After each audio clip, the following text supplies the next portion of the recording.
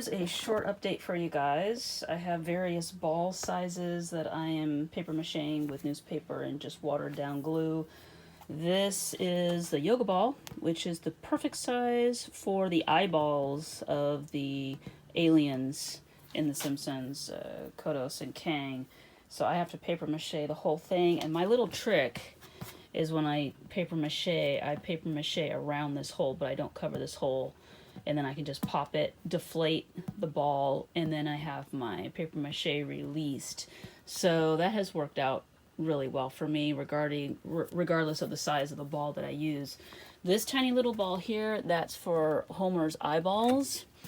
And that one, I haven't had to release the air. I just been like paper macheing part of it, and then it will pop off really good. It's like nice thick rubber. And then this is just a beach ball, and then this is the top of Homer's head. So I just need to paper mache like about a third up from the middle to get that shape size. So I need to work on that. That's the next step. Actually, I need pretty quick here. Here is little Bart Raven. Almost done painting him. I need a little bit more black and around the feet, and I have to put red in his mouth, but he's coming along pretty good. He's super cute, and he's going to be suspended in the air. And then this guy here, so let's see, he is that little devil guy. Here, hang on, let me show you the picture. Yeah, he's the one that serves up the forbidden donut to Homer. And so I've got most of his head done, and then I just I think this just dried, actually. Yeah, so I got him on the PVC piece where his arms and shoulders are going to come out. This was real precarious because it was a very thin piece of foam, and I didn't want it to snap off, so I quickly got him on here. And I got the little like nubs on the side here. I'm going to drill a hole, and then I like to use tin foil to shape especially thin, tiny little facial features. And so like I did his beak that way, actually.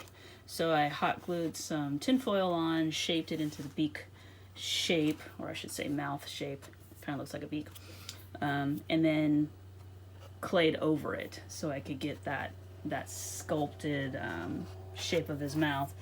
I plan to use like craft foam for his little teeth, so that'll be nice and clean. I have to do his little horns and then his ears. So I'll drill a hole and start stuffing the tin foil in there and shaping that. And then I have this whole sanding process, and then I seal the clay with asphalt sealer. So he's coming along. I'm getting a little distracted. I think I told you guys. Redoing my bathroom. Of course, there's an airplane that goes right over when I'm talking. Anyway, I'm making these skulls, and wow, are these very difficult. This is all wood, except to get that angle. Here, I should probably show you guys this picture. I don't know if you've ever, those who are Haunted Mansion fans, paid attention to the really tall molding in the portrait alley when you're about to get onto the doom buggies. But this is what the molding looks like with a super high flash, because it's really dark in that room. There's these large skulls here, and then there's these smaller skulls here, and I'm working on this one. Started these are much larger. I need this piece here. I'm gonna do, here's my little template. I need to cut this piece, and then I need to angle it down.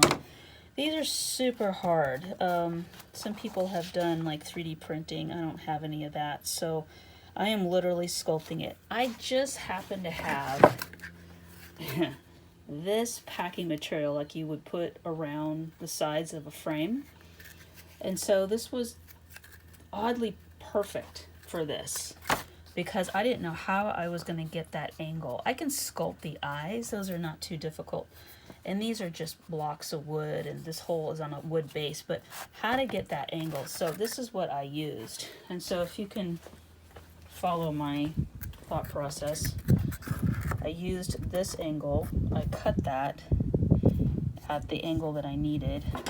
and then it's actually reliefed like that. It actually pops out, and then those are just blocks of wood that I glued down.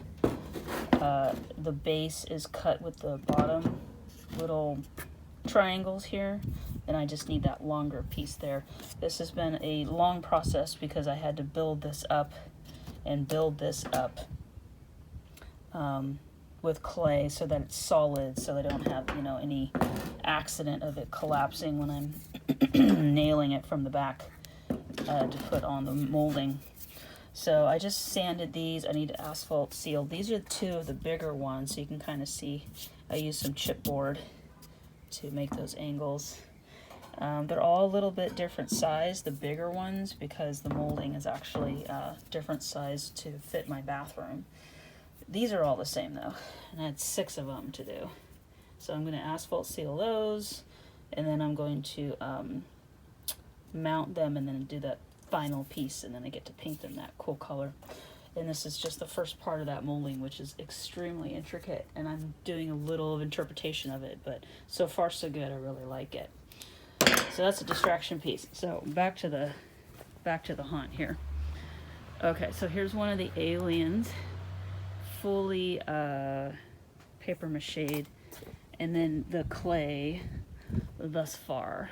I can't put too much on there because I'm worried that it's going to start collapsing, and so I'm waiting, and I had to roll it out into the sun because it was taking too long to dry.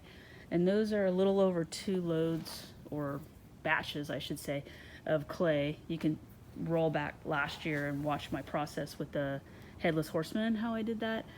And so little by little I get each load on there and then sculpt him up.